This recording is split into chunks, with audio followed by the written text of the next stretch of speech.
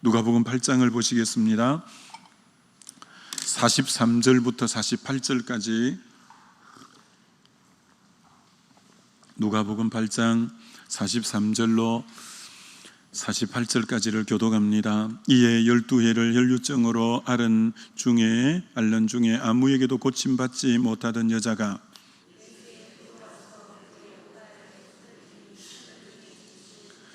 예수께서 이르시되 내게 손을 댄 자가 누구냐 하시니 다 아니라 할 때 베드로가 이르되 주여 무리가 밀려들어 미나이다.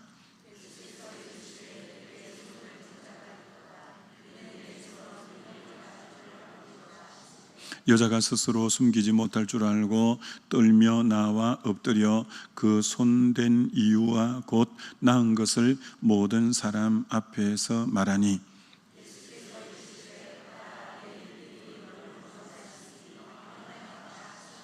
아멘. 네. 예수 안에 모든 해답이 있다. 이 제목으로 말씀 전가하고자 합니다. 혹 이 자리에 나오신 분 중에 은혜의 동산 안 하신 분들은 오늘 오후 5시에 이제 조편성이 되는데 사실 처음 시작할 때 10개 조가 되면 참 좋겠다 했는데 지금은 이제 15개 조 잘하면 되지 않을까 싶고 또 외부에서 지금 상황에서 또 신청을 할까 했는데 외부에서도 무려 30명 정도가 외부에 여러분들이 또 은혜의 동산에 신청하고 했습니다. 그래서 이번에도 아마 15개 정도로 나가지 않을까 싶은데 여러분 중에 혹 아직도 은혜의 동산 신청 안 하신 분이 있다면 이제 신청해 주시면 이번 은혜의 동산 11기에는 더 아마 놀라운 역사가 일어날 것이 굉장히 기대가 많이 됩니다. 자, 오늘 이 본문을 갖고 며칠을 살펴보았는데 해당 장에 12살 되는 딸이 살아난 사건 12살 되는 딸이 살아났고요 12해를 혈루증으로 앓은 여인이 치유받는 내용이죠. 12살 되는 딸이 살아나고 12살 되는 12해를 혈루증으로 앓은 여인이 이제 치유받는 그 내용들이 우리가 며칠 계속 본 말씀 속에 나와 있죠. 오늘은 이제 그래서 12해를 혈루증으로 앓다가 예수님을 만나서 치유함을 받은 이 내용에 대해서 말씀을 나누고자 합니다. 이 여인은 질병 이름이 오늘 본문에는 혈루증인데 구약에는 혈루증이라고 안 하고 레위기 15장에 한 장을 다 할애해서 이 병에 대해서 써놓는데 어떤 병이냐면 유출병이라는 거예요. 혈류나 유출병, 피가 끊이지 않고 계속 몸 밖으로 흐르는 병. 그게 얼마나 힘들었겠어요. 12년 동안 피가 계속 흐르니까 유출병이에요. 여러분 유출병은 얼마나 참 고질적인 병이냐면 레위기 15장 14절로 12절만 간단히 봐도 유출병을 앓는 사람이 침상에 누우면 그 침상은 부정하니 이제 그가 누웠던 침상은 피가 흘렀기 때문에 부정한 거예요. 그 침상에 누가 손을 대면 그 사람은 옷을 빨고 온몸을 물로 씻고 저녁까지 부정하게 되리라. 혈루증 앓는 사람이 앉은 자리는 다 부정하니 그곳에 접촉한 사람도 옷을 빨아야 되고 그리고 이제 몸을 다 씻어야 되고 저녁까지 다 부정하게 된다. 그가 낙이나 말을 탔을 때 안장은 부정하니 거기 접촉한 사람도 몸을 다 씻고 옷을 다 빨고 저녁까지 부정하게 되고 혈루증 유출병 환자가 침을 뱉었는데 침이 누구에게 튀겨갔으면 그 사람 또한 부정하게 되어 온 몸을 씻어야 되고 옷을 다 빨아야 되고 저녁까지 이제 부정하게 된 거예요. 이 혈류증 앓는 여인이 또 유출병 걸린 사람이 가다가 누구하고 몸이 접촉이 살 때도 그 접촉한 사람은 다 옷을 빨고 빨래를 하고 저녁까지 부정하게 되고, 이 유출병 걸린 사람이 먹은 질그릇은 부정하니 그 그릇을 깨뜨려야 되는 거예요. 그러니 여러분, 이 병에 걸리면 아예 사람이 가까이 할 수가 없는 거예요. 같이 부정해지니까. 그러니 이 여인의 고통이 얼마나 여러분 더했겠는지 생각해 보세요. 육체의 질고 때문에 몸도 피가 계속 12년 흘렀으니 피골이 상접했을 거고, 몸도 혈색이 없이 하얗고 창백하고 이랬을 거고, 몸도 새했을 뿐 아니라 이 사람하고 사람과의 교제와 접촉이 잘 안 되니 얼마나 고독하고 외롭고 소외되고 격리되고 해서 육만 고통스러운 게 아니라 이 정신적인 면에서 완전히 피폐화되고, 그리고 하나님께 예배드리러 나오려고 하면 그 자리가 부정하게 되니까 예배도 공동체에서 못 드리니까 영적으로도 완전히 쇠락한 그런, 이 병이 얼마나 몹쓸 병이냐면 전인적인 영과 육과 혼이 다 망가지는 병이 되는 거죠. 이게 얼마나 이 병이 참 몹쓸 병인가 생각이 되죠. 근데 마가복음 5장에 보면 이 여인이 많은 의원을 찾아가서 많은 괴롭힘을 당했는데 가진 돈은 다 허비하고 효염이 없고 병은 더 중하던 차에, 이렇게 말합니다. 많은 의원들에게 여기 가니까 이거 써보라고 저렇게 해보라고 해서 많은 괴로움을 당했고, 가지고 있는 돈은 그러다 보니까 다 허비되었고, 병은 더 중하였고, 효염은 하나도 없었고, 그러니 얼마나 절망스럽고 죽음의 그림자가 얼른 보이기도 하고 낙담이 된, 정말 이런 여인이 오늘 이 여인이에요. 어떤 소망도 가지기가 힘든 상황이에요. 그런데 이 여인에게 반전의 기회가 온 거예요. 예수의 소문을 이 여인이 듣게 됐다고 말씀하는 거예요. 그게 이런 복음 증거가 얼마나 대단한가를 말씀해 주고 있는 거예요. 이렇게 절망스러운 여인에게 메시아 예수 그리스도가 오셨다는 거예요. 그분은 각색병, 어떤 유의 병도 고칠 수 있다는 거예요. 어떤 귀신 들림도 깨끗하게 해결할 수 있다는 거예요. 인생의 어떤 유의 문제도 그분 만나면 해결함을 받을 수 있다는 이런 놀라운 얘기를 듣게 된 거예요. 여러분, 이 복음을 듣는다는 것, 믿음은 들음에서 나고 들음은 그리스도의 말씀으로 말미암는데, 예수 소문을 들었다는 것이 이 여인에게는 정말 천재이루의 기회가 이 여인에게 오게 된 거예요. 얼마나 좋은지. 여러분, 복음이 유앙겔리온이라는 말인데, 전쟁에 승리한 성전보를 전할 때 유앙겔리온이라고 쓰는 거예요. 여러분, 정말 전쟁에서 승리했다는 소식을 남편 전쟁에, 아들 전쟁에 보내놓고 얼마나 간절히 기다렸겠어요. 근데 이 전쟁에 승리했다는 소식을 들을 때 여러분 백성들이 기뻐할 것을 상상해 보셔요. 이 복음이 왜 성전보를 정하는 거냐면, 인간의 가장 근원적 문제가 죄인데 십자가를 통해서 죄를 대속했고 부활로 죄가 다 청산되었으니까 이제 죄에서 이겼습니다, 이 소식을 전해줄 자가 누가 있겠어요? 이게 예수 복음이 아니고는 죄에서 승리했다는 소식을 전해줄 자가 없죠. 예수님이 십자가 부활을 통해서 뱀의 머리를 깨뜨려 버림으로 사단을 이겼습니다. 골로새서 2장 15절에 정사와 권세를 벗어버려 승리하셨느냐라는 것처럼 사단을 이겼습니다라는, 정말 그동안 얼마나 공중것에 잡은 자 곧 불순종하는 아들들 가운데 역사는 영에 시달렸는데 어둠의 영에서 승리했다는 소식이 얼마나 기쁜 소식이에요. 채찍에 맞음으로 우리에게 나음을 주고 예수님이 우리 연약함을 담당하고 병을 짊어지심으로 병에서 승리하게 되었으니까 오늘 얼마나 병이 많은데 예수님이 병에서 승리하게 하십니다.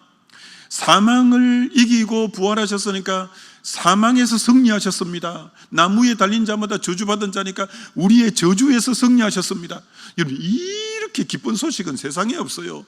죄에서 승리했습니다. 저주에서 승리했습니다. 질병에서 승리했습니다. 사망에서 승리했습니다. 사단의 영적 전쟁에 승리했습니다. 이게 복음인 줄 믿습니다. 이 복음을 우리가 갖고 있다고요.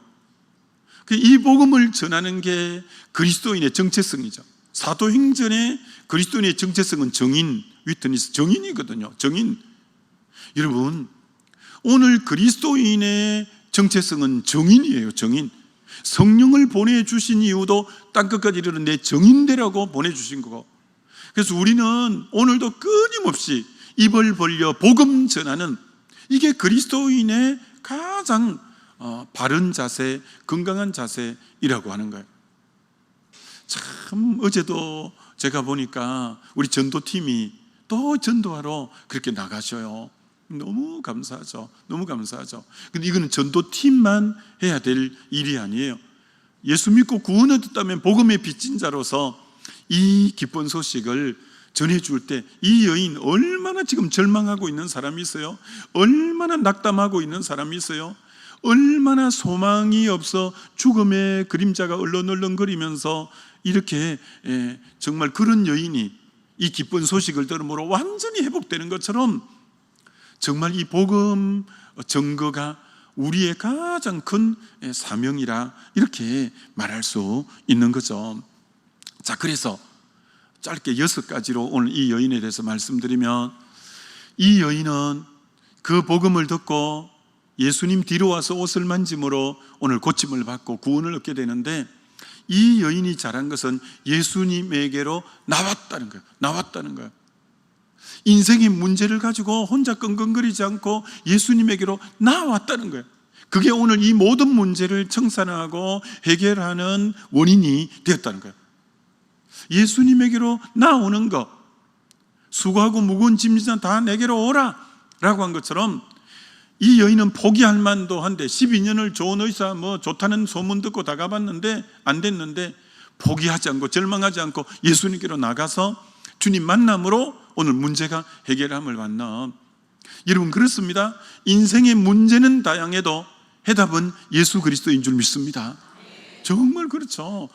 제가 수십 번 얘기했는데 앞으로 더 많이 할 건데, 요한복음에 다 1대1로 예수님 만남으로 문제는 다이고, 1장에 나다나엘이 정말 나라 잃은 서름으로, 나라가 지금 로마의 억압 아래 있으므로 이 젊은 청년이 무화과나무 앞에서 이 고심하고 있을 때 주님이 그를, 너는 간사함이 없고 참 이스라엘 사람이라면서 그를 딱 만나 구원하잖아요. 요한복음 2장에 정말 주님 만나니까 물이 포도주로 되는 사건이, 문제가 해결되어 버리잖아요. 요한복음 3장에 정말 니고데모를 만나 거듭나면서 변화되잖아요. 요한복음 4장에 수가성 여인이 정말 가정 문제가 그렇게 많았지만 예수 믿으니 해결되어 버리잖아요. 정말 요한복음 5장에 그 질병이 38년이나 됐지만 예수 만나니 해결되잖아요.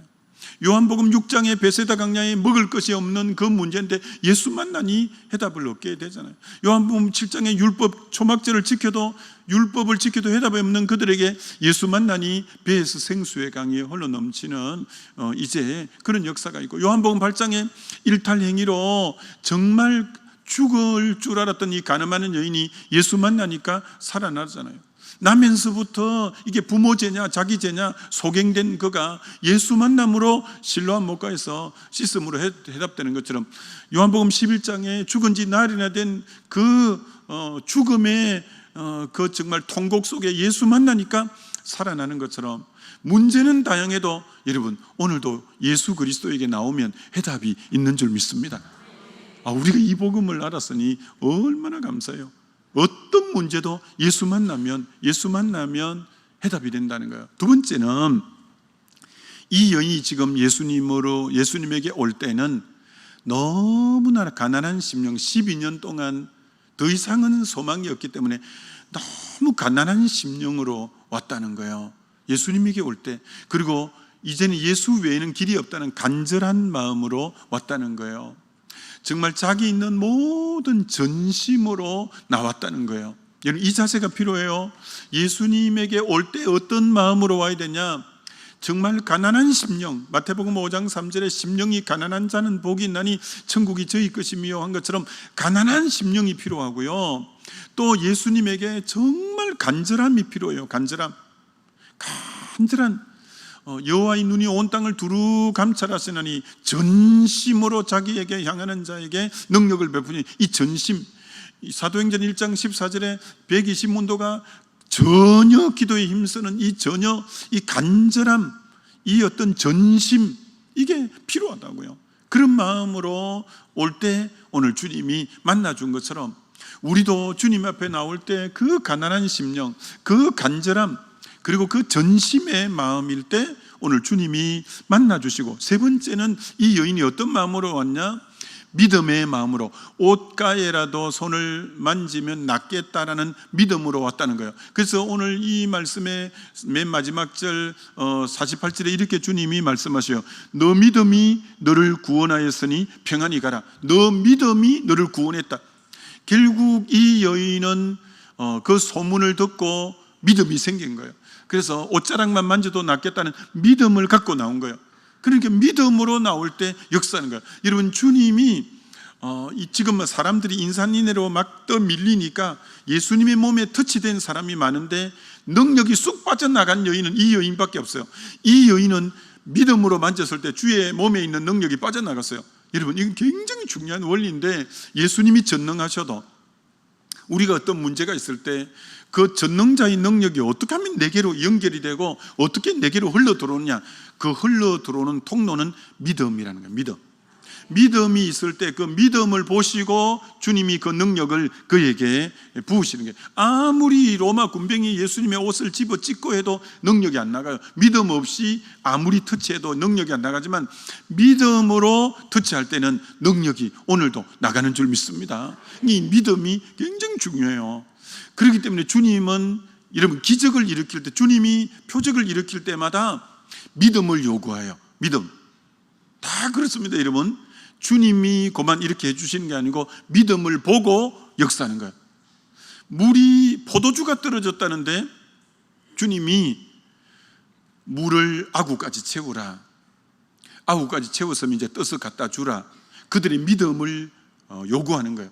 그래서 믿고, 이해가 안 되지만, 포도주 달라는데 물을 갖다 주라는 게 이해가 안 되지만, 그래도 이분은 하나님의 아들임을 믿고 이 말씀을 전적으로 의지하고 그렇게 순종해봤더니, 믿음으로 반응해봤더니 물이 포도주로 된 거예요. 그런 것처럼 주님은 내 믿음 위에 자기 역사를 일으키시는 것을 보게 되는 거죠. 38년 된 고질병자인데 주님이 바로 안 고쳐주고 침상을 들고 가라. 믿음을 보기를 원하는 거죠. 그래서 정말 38년 된 병자니까 자기 몸도 들어 넣어주지 않으면 안 될 정도로 중환자인데 주의 말씀을 믿고 일어나고 침상을 들어보니까 되는 거예요. 그러니까 주님은 믿음을 보고 그를 온전히 고치시는 거예요. 주님이 우리에게 보기를 원하는 것은 믿음이라는 거예요. 어린아이에 떡 5개 물고기 2마리밖에 없지만 그 떼어서 나누어 주라. 이건 뭐 말이 안 되는 것 같아도 순종해서 믿음으로 그 작은 떡을 나누고 고기를 나누니까 또 생기고 또 생기고 믿음으로 반응했더니 주님이 계속 능력을 부으시는 거예요. 너 나면서부터 소개됐지만 진흙을 눈에 이겨서 발라주면서 실로암 못에 가서 씻으라. 그래서 순종해서 믿음으로 가봤더니 진짜 눈이 밝아지게 된 거고, 돌을 옮겨 놓으라. 그러면 영광을 보리라. 죽은 지 나흘이 돼서 냄새까지 나는데요, 내 말을 믿으면 영광을 보리라. 그래서 그건 내 믿음을 보여야 되니까 내가 돌을 옮겨 놓았더니 나사로가 살아나오는 것처럼 주님은 오늘도 그 전능하지만 능력이 누구에게 흘러가냐? 믿음을 보이는 자에게. 여러분이 말씀을 읽다가 설교를 듣다가 감동이 오면 아멘만 하고 할 것이 아니라 그걸 믿음으로 순종으로 반응하게 되시기를 주의 이름으로 축원합니다. 반응하는 믿음을 보일 때, 겨자씨 하늘 같은 믿음이라도 보일 때 주님이 역사하는 거예요. 너 그물을 깊은 곳에 던져봐 라고 할 때 밤이 맞도록 안 됐지만, 내 경험과 내 지식으로는 참 말이 안 되지만 말씀에 순종해서 믿음으로 반응했더니 2배에 가득하게 되는 것처럼 하나님은 자기 능력을 베푸실 때 믿음을 요구한다는 거예요. 그래서 오늘도 여러분이 말씀이 언제나 다가갈 때는 믿음으로 내가 순종으로 내 믿음을 표현해야지, 믿음으로 표현해야지, 그럴 때 역사가 또 일어나고 또 일어나고 하는 것을 여러분이 경험하게 되어지죠. 4번째는 오늘 주님이 즉시 이제 곧 그쳤더라. 혈류증이 즉시, 주님은 어설프게 고쳐주시는 분이 아니에요. 완벽하게 후유증 없이 재발 없이 완전히 고치실 수 있는 분이 예수님이에요. 참 우리 주님의 이 만짐이 그게 제일 확실하고 제일 귀합니다. 정말 주님이 한번 오늘 이렇게 고치니까 완전히 깨끗하게 되는 거죠. 여러분, 수가성 여인도 그가 대인기피증이라서 12시에 낮잠 잘 때 그가 나왔던 그 여인이 예수님 만남으로 사람들 속에 비집고 들어가서 내가 메시아를 만났다, 와보라, 내 모든 일을 알아맞힌 분이 있다면서 사람을 우르륵 데리고 나오는 것처럼 주님은 우리를 치유하실 때 한 부분만 치료하는 거예요. 육신도 영도 혼도 이 관계성도 다 치료하는 거예요. 그런 것처럼 오늘 이 혈류 거는 이 여인을 즉시 고칠 때 이제는 육도 피가 멈추기도 하고, 이제 그게 됨으로 사람들과 관계도 회복되고 하나님께 예배자로도 되고 전인적인 치유가 다 일어나는 것처럼 우리 주님은 오늘도 우리를 고칠 때 완벽하게 고쳐주시는 줄 믿습니다. 그런 주님임을 믿고 여러분이 주님 앞에 나아감이 필요하고, 그리고 더 놀라운 것은 5번째 뭐냐면, 주님은 병을 고쳐주는 것은 과정에 불과한 거고 궁극적으로는 영혼 구원까지 가는 것이 주님이 언제나 지향하는 방향이죠. 오늘 여러분, 그래서 48절에 예수께서 이르시되 따라 너 믿음이 너를 구원하였으니 평안히 가라. 결국은 구원에까지 인도하는 거지 혈류 근원만 그치게 하는 것으로 오늘 그칠 것이 아니라 결국은 구원까지, 구원에 이르게까지 하는 게 주님이 이 여인에게 오늘 진짜 주시고자 하는 건 구원이라는 거예요. 구원. 혈류 근원을 거치게 하는 그 과정을 통해서 하나님이 이분이 메시아구나라는 것을 믿게 하고, 그걸 통해서 결국은 주님이 주시려고 하는 것은 구원을 주시려고 한다는 거예요. 굉장히 중요한 거죠. 그래서 누가복음 17장에 10명의 나병 환자를 주님이 너 몸을 제사장에게 보이라. 제사장, 이제 나병이 판명돼서 격리될 때도 제사장으로 통해서, 나병이 회복되어서 공동체로 들어갈 때도 제사장의 인정을 받아야 되니까 제사장에게 보이라고 해서 그들이 제사장에 갈 때 그 믿음을 보고 그들이 다 나병이 고쳐졌어요. 근데 그 중에 한 사람, 사마리아 사람만이 돌아와서 큰 소리로 하나님께 영광을 돌리고 주님에게 감사함으로 이제 너 영혼도 너는 구원을 얻었다고 주님이 그 영혼까지 구원을 얻게 되죠. 그런데 9명의 나병 환자는 60만 치료받고 가버린 거예요. 주님이 너무 서운해서 9은 어디 있냐? 9은 어디 있냐? 주님이 진짜 주려는 것은 나병만 치료하시는 것이 아니라 영혼까지 구원하고자 하는 그런 것을 온전히 선물로 주려고 했는데 그 9명 나병 환자는 6만 고치고 좋다고 가버린 거예요. 너무 섭섭해갖고 9은 어디 있냐? 9은 어디 있냐? 우리 주님이 종국주로 주려는 것은 영혼 구원이죠. 영혼 구원.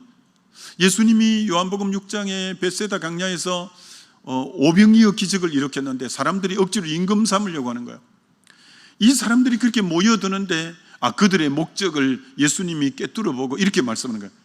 너희들이 나를 찾는 것은 표적을 본 까닭이 아니요 떡을 먹고 배부른 까닭이로다.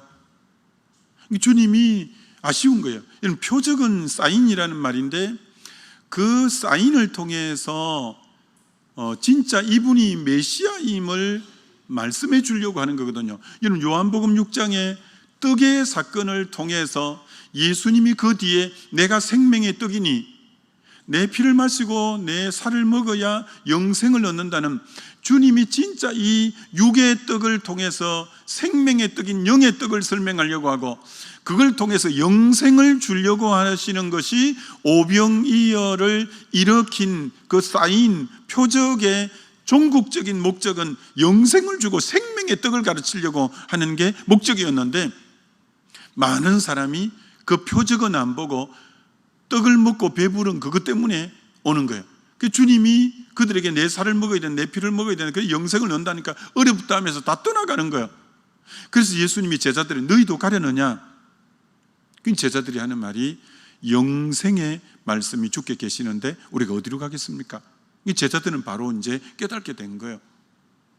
주님이 진짜 주시려고 하는 것은 본질적인 구원인데, 질병 치유받고 귀신 떠나가고 문제 하나 해결받고, 이건 과정에 불과하다는 거예요.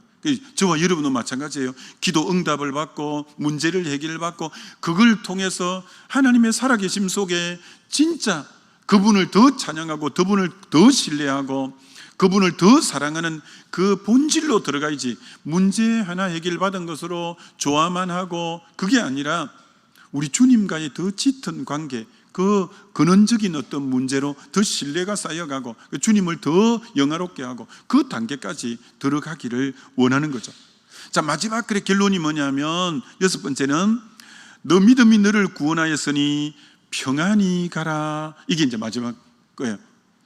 주님이 결국은 진짜 마지막에 주시는 것은 평안이에요. 살롬, 평안을 주시는 거예요. 살롬, 평안을 주시는 거예요. 살롬.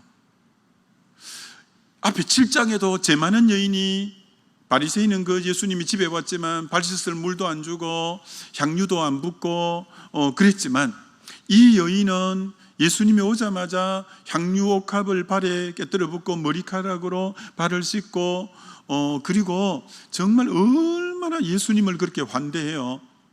그래서 너 많은 죄가 사함을 받았다, 평안히 가라. 이게 언제나 주님이 마지막 이제 축복은 평안히 가라는 거예요. 평안히 가라는 거예요.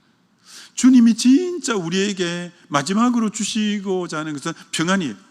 이 평안은 여러분 어떨 때만이 오는 거냐면은, 하나님과 나와의 관계가 온전히 회복된 자에게만이 주는 것이 평안이에요. 로마서 5장 1절이 그런즉 믿음으로 말미암아 의롭다함을 얻었은즉, 이게 1장에서 이제 1장의 죄, 1장의 이방인의 죄, 로마서 2장의 유대인의 죄, 3장의 의인은 없네, 하나도 없고 헬라인은 유대인 다 죄인이고 모든 사람이 죄를 먹고 전부 죄인인데, 4장에 예수 믿어 의롭게 되고, 이제 4장까지가 칭의, 죄를 예수 믿어 의롭게 된 내용이 로마서 1장의 4장이잖아요. 5장 1절에 칭의된 뒤에는 바로 이렇게 합니다. 그런즉 믿음으로 말미암아 의롭다함을 얻었은즉 우리 주 예수 그리스도로 말미암아 하나님과 더불어 화평을 누리자. 그러니까 의롭다함을 받았으면 이제 하나님과 나 사이의 화평, 이게 이제 주님과의 나 사이의 평화, 바로 이 살롬, 평강의 관계가 하나님과 회복되는 게 첫 번째. 의롭다함 받았으면 하나님과 원수된 우리가 화평의 관계, 평화의 관계예요. 그래서 주님과 관계가 바로 된 사람에게 오는 최고의 선물은 이 평화가 딱 오는 거예요. 그래 평안히 가라. 그래서 이건 바로 로마서 8장의 영의 생각은 생명과 평안이다. 성령으로부터 오는 생각은 평안인 거예요. 골로새서 3장에는 그리스도의 평강이 늘 너희 마음을 주장하게 하라. 그래서 영적으로 가장 건강하다는 표현은 평강이 안 깨어지면 영이 건강한 거예요. 근데 천하 없는 뭐라 해도 평강이 계속 깨어지면 저분 하나님과의 관계성이 약하구나. 어떤 상황에 문제가 일어나도 빨리 평강을 회복하고 평강을 되찾고 평강이 계속 주장하는 삶을 살 때 굉장히 건강한 사람이죠, 영적으로. 그래서 주님이 종국적으로 주는 것은 평안히 가라 라는 것을 알고, 저와 여러분도 오늘도 하나님과의 바른 관계성 속에 평강이 주장하는 그런 승리의 삶 살게 되시기를 주의 이름으로 축원합니다. 네, 우리 기도하겠습니다. 오늘도 예수 안에 모든 인생의 해답이 있고 정말 간절한 마음으로 믿음으로 반응하고 나아갈 때 우리에게 정말 구원과 평안을 주시는 것 주님께 우리 주의 한번 부르고 기도합니다.